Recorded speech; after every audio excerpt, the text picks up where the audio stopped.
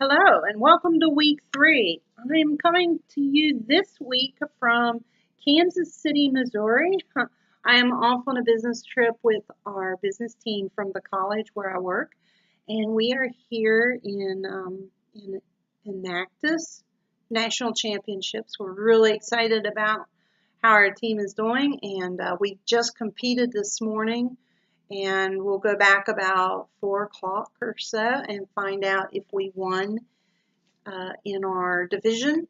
If we did, we'll get to compete again tomorrow. They'll take the top 20 teams. So we're pretty excited to be a part of this. And so I'm very excited. I got to come and watch and cheer them on. So anyway, that's part of the reason why this is a little bit late. It's been kind of hectic with flying and, motels and getting ready for the competition. But here I am, and this won't be too very long. I just want to talk to you some today about what we're going to do this week.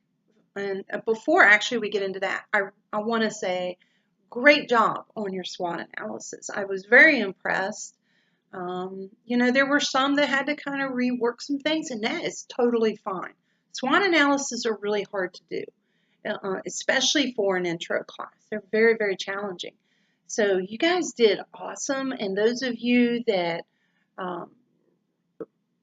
changed some of your ideas and stuff, excellent. I think it really connected with you, and you did great.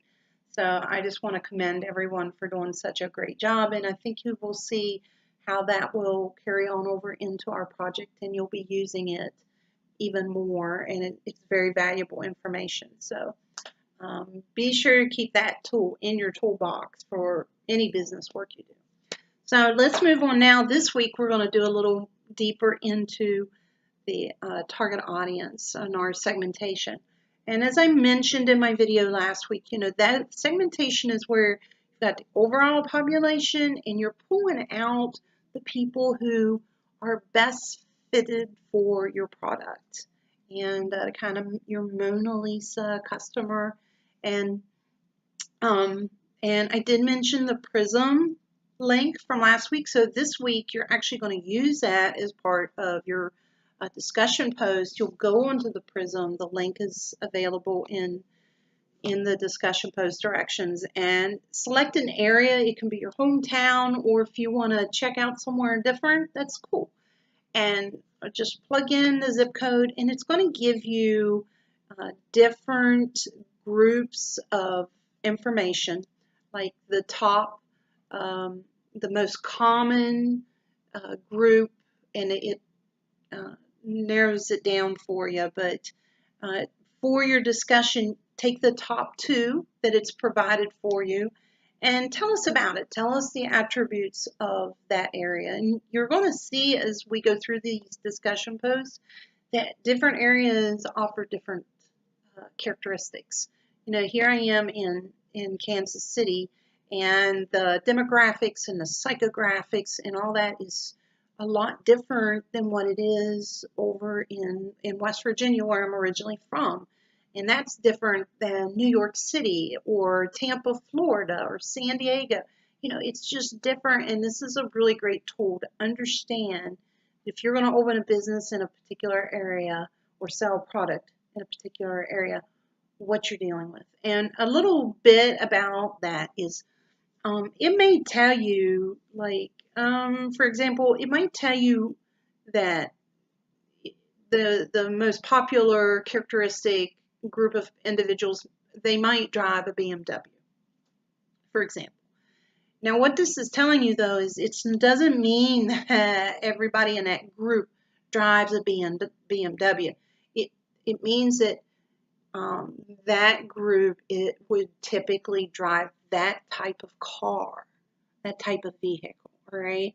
And that type of vehicle brings with it certain aspects of the individual's personality, their mindset, their opinions, their thoughts. So you imagine the difference between someone who drives a BMW compared to a Prius or a Jeep Wrangler or something like that. It's kind of giving you a creative way for you to have an insight into the psyche of those individuals, as well as some demographics. You know, someone who owns a BMW, their income level, their you know, whether they own a home or rent a home, or their family life cycle, whatever, is probably going to be a little different than people who typically own a Prius. So it's just, you know, look at it that way. Tell us about these attributes, and tell us what you think about them, and how you as a marketing person would market to these individuals in these two top groups. And then on your responses to classmates, just tell us, you know, some of the similarities and some of the differences between areas, because that's pretty cool when you start seeing that. Okay, so that's your discussion post. Your other assignment for this week will be a written paper. Not that hard to do, really. There is a template that you will, I highly recommend that you use. I do grade pretty close on writing and following APA format, 1-inch margins around the edge, double space, 12-point font, Times New Roman. And the reason why is because when you're in marketing, presentation is very important. And, you know, you're usually given strict guidelines a lot of times when you're doing advertisements, you know, TV commercials, 30 seconds. So you have to get used to following certain guidelines, and you want to make sure something is presented perfectly, because if it doesn't look good, chances are it's going to distract the person from reading it if they read it at all. So make sure spelling is right, punctuation, grammar. You know, you need to be articulate, and I do grade pretty close on that. So just to give you a heads up. I will be looking at, in regards to your paper, check the rubric out. It gives you directions on what I will be grading on. And you're going to do a discussion on your product, okay? Remember, this is on your product, not the store, but on your specific product. Describe the demographics of your target audience, the geographics, like where you did that zip code lookup, and the psychographics. And then do a discussion on the wants and needs of that particular target audience.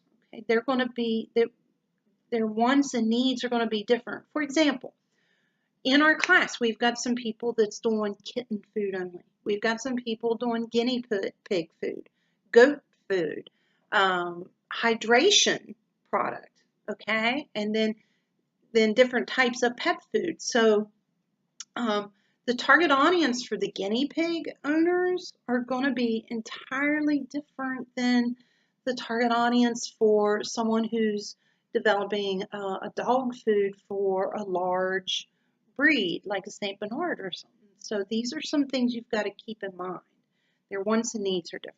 So tell me about that, and then how your new product, you know, is going to meet those wants and needs of those customers. And that is due Sunday night by midnight or 11:59, your time zone. Initial discussion post is due this Thursday night, 11:59 your time, and then make sure you get those 2 replies out, at least 2, but I really encourage you to do more than just 2. Let's talk it up in that discussion post. Makes it so much more fun. That's Sunday night as well. Read chapter 5 on consumer behavior. You'll find that really, really interesting, and I'm probably going to post a couple links to some resources for you in with this announcement. So anyway, you've got this. This is kind of an exciting, interesting part. It does take a little bit of work, so you've got it, and I'm looking for some really good information. Considering that I am in Kansas City, I may not get your work graded. It might be Thursday or maybe even Friday before I get it graded. I'll try sooner, but I hope you understand. So anyhow, if you have questions or anything like that, especially with writing this first paper, please don't hesitate to call me or text me, email me, whatever's most convenient for you, and we'll get it worked out. And good luck. Have fun digging into your target audience and consumer behavior. And we'll talk to you next week. Bye.